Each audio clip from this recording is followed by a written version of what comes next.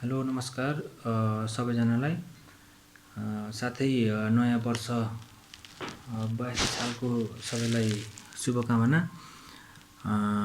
हामी चाहिँ यहाँ अहिले धरानबाट हो अनि हामीले भन्दा अहिले यो भिडियो बनाउनुको कारण चाहिँ के भन्दाखेरि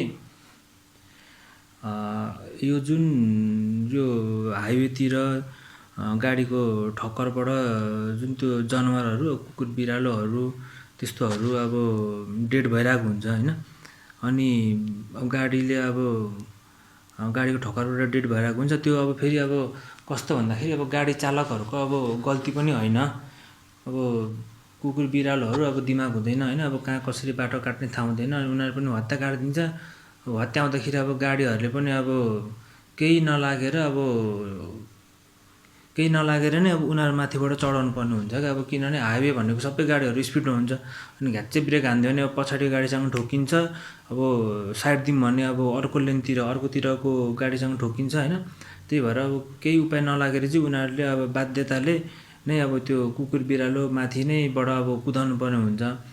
अनि नयाँ वर्ष 1 गतेमा अनि हामी चाहिँ अब साथीभाइहरू यसो अब के गर्ने भन्ने कुरामा चाहिँ हामीले चाहिँ जस अब त्यो हाइवेतिरको त्यो जुन तरिकाले त्यसरी अब डेड भएको हुन्छ उनीहरूलाई चाहिँ हामीले लिएर जस राम्रो तरिकाले अब पुरपार भनौँ न हो त्यस्तो अब गर्ने भन्ने हाम्रो अब त्यो कुरा छ हैन, कुरा भयो।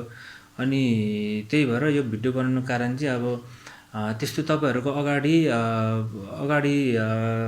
त्यो बाटोतिर अब कतै त्यस्तो तरिकाले अब कुकुर बिरालो अथवा कुनै पनि जनावरहरूको अब त्यसरी मृत्यु अब डेड भएको छ भने अब हामीलाई सम्पर्क गरिदिनु होला हैन। हामी चाहिँ अब त्यो उठाएर लिएर राम्रो तरिकाले अब त्यसलाई व्यवस्थित ढङ्गले त्यो पुरपार गर्ने भन्ने हामीले अब त्यो प्लान गरेको छौँ।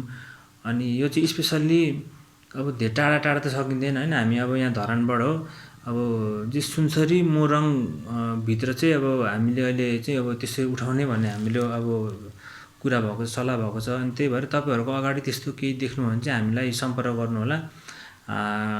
यही यहाँ नम्बर छ, यही नम्बरमा चाहिँ अब तपाईहरूले अब सम्पर्क गरिदिनु होला हामीलाई। अहिलेको लागि चाहिँ त्यो डेड बडीहरू चाहिँ उठाउने भन्ने अब हाम्रो कुरा छ। अब बिस्तारै पछि अब त्यस्तो बाटोको अब अलिकति दुःख पाएको कुकुरहरू त्यस्तोहरूलाई चाहिँ अब पछि चाहिँ अब यसो एडप्ट गर्ने तरिकाले हाम्रो प्लान छ हैन। अब अहिले चाहिँ त्यही अब बाटोमा डेड भएको अब जनावरहरू चाहिँ उठाउने अहिले हालसालको लागि चाहिँ। अनि अरू चाहिँ बिस्तारै गर्ने भन्ने हाम्रो अब प्लान हो यो 1 गतेबाट।